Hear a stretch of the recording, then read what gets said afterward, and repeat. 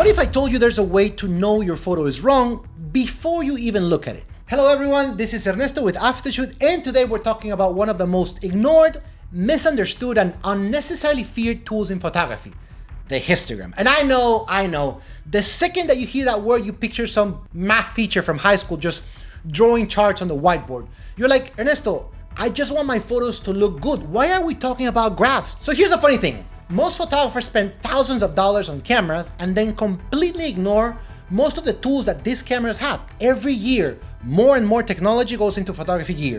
Yet we always use the same basic things. Well, I'm here to tell you that if there's one thing you shouldn't ignore, it should be that one thing that tells you the truth about your exposure. A histogram is nothing more than a brightness map. That's how it is. It's a graph that shows how much of your image is dark, how much is bright, and how much of it sits somewhere in the middle. On the left side of the graph, you have the shadows. On the extreme left, you have the absolute blacks. Then on the right side, you have the highlights, and on the extreme right, the absolute whites. In the middle, you have the midtones. That's the whole thing. But Ernesto, why would I ever need a histogram if I can see my photo is looking good on the back of my camera? Well, remember how I said that screens lie? Picture the situation. You're taking some photos outside. The day is sunny and you're just following what you see on the screen. Because the sun is so bright, you might think that what looks good on your camera is actually good. But then you get home, you sit in front of your computer and you notice that things are not looking as good as they did outside. Well, easy. That's because the light conditions changed and you relied on what you thought was okay rather than using tools to determine what actually was good exposure. Now here's where beginners get tripped up.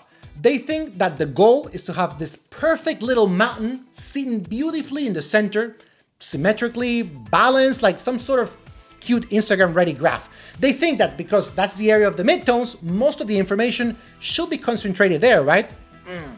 Okay, so we have these photos I shot at a friend's wedding. This is the image, the way it was shot, and this is the histogram right here. These are the midtones. You can see how they're highlighted here. These are the shadows, absolute blacks, highlights, and absolute whites. Now, one important thing to say about histograms is, yes, use them when you're shooting, but you also use them when you're editing because then you know what is exactly happening with the information in the photo. So as you can see, this histogram is very well balanced. There's no clipping, no crushed shadows or no crushed highlights or whites. Now, let me show you what would happen or what would have happened if I would have shot this image in a different way, and we will see how the histogram is going to change. If I would have underexposed this photo, I'm gonna bring the exposure down to mimic what would have happened if I would have shot this photo with less light. My histogram would have been a little more like this. You can see how the whole information is shifting left because this is the area of the shadows and the absolute blacks. If I would have shot this photo overexposed, then my histogram would have been more towards the right. As you can see, this is a little more overexposed and the whole information moved. I shot it trying to keep as much information as I could inside the histogram or inside the photo so I could work with it later. My idea is take a photo as close as you can. So this right here is my edited version of the image. My histogram did change.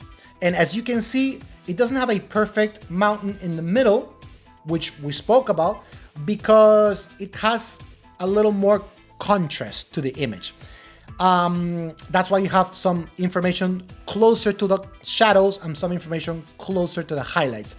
Contrast equals to the difference between blacks and whites. The more contrast, the blacker your blacks and the whiter your whites. And the less contrast, they just start merging into each other and everything becomes more grayish. We'll see it right now. So this is the histogram after I edited the photo. Let me show you what would happen if I would bring the whites and the blacks or the shadows and the highlights closer together by diminishing the contrast. So look how the graph is going to change. Everything is going closer to the middle rather than opening up more. So I'm bringing them closer to the middle. Perfect. And as you can see, now there's more information in the midtones. If I want to bring everything inside the midtones, I would lower the exposure a little. And there we go. Everything is inside the midtones. But look at how boring the photo is. It's bland. It's plain. This is why I was telling you the objective is not to bring the histogram only to the middle. You have to have some shadows. You have to have some highlights. there has to be some blacks and whites in your image. Otherwise, it's just a plain piece of paper. It's great. There you go. Things to avoid. Avoid clipping the shadows, avoid clipping the highlights, and also avoid just looking for a gray, pale, mid-tony kind of photo. The histogram is not telling you what style you have, it's telling you what's happening with the light information inside your image. It doesn't decide if it's good or bad, it just gives you the data so you can decide what you want to do with it. This is where beginners overcomplicate it. They zoom into the graph like they're analyzing the stock market or something. Relax, you don't need to study the shape, just check the edges. That's it. Are you unintentionally slamming into the left or the right? If you are, then adjust it. If not, move on. Let's see another example. Okay, here's another photo I took at my friend's wedding. It's a little dark, as you can see, because of the Instagram, the histogram information right here. This file is a little dark. If I would have shot this in a better way, my histogram would have looked a little more like this, maybe, you know, that has more information everywhere, or maybe here, things I can work with. I decided to edit this in a black and white-ish kind of way, well, black and white actually, and this is the photo I edited. Now, as you can see, I am clipping some blacks and I am clipping some whites. But Ernesto, you said you shouldn't crush the blacks and you shouldn't crush the whites. Yes and no. When I am doing black and white photography, I like to have black and white. I don't think black and white should just be gray, which is what happens when you just remove the contrast from the, when you just remove the saturation from the image. A lot of people do that. A lot of people just, oh, black and white, no colors, that's it, keep on going. I like to have no colors, but also work with the blacks and the whites to have black and white. Think of it like this. When you drive, you don't stare at the speedometer the entire time. You glance at it every now and then. You confirm you're not going at 120 miles per hour in a school zone, and then you continue driving.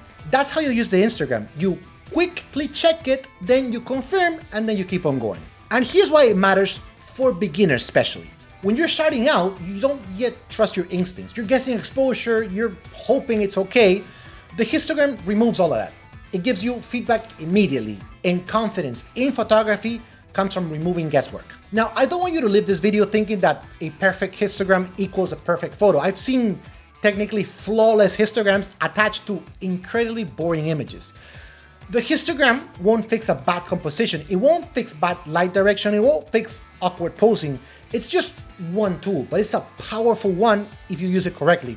So here's your simple beginner rule. After you take a photo, glance at the histogram and ask one question. Am I losing detail where I don't want to lose details? If the answer is no, then you're good. If the answer is yes, adjust your exposure and then take another shot and keep on going.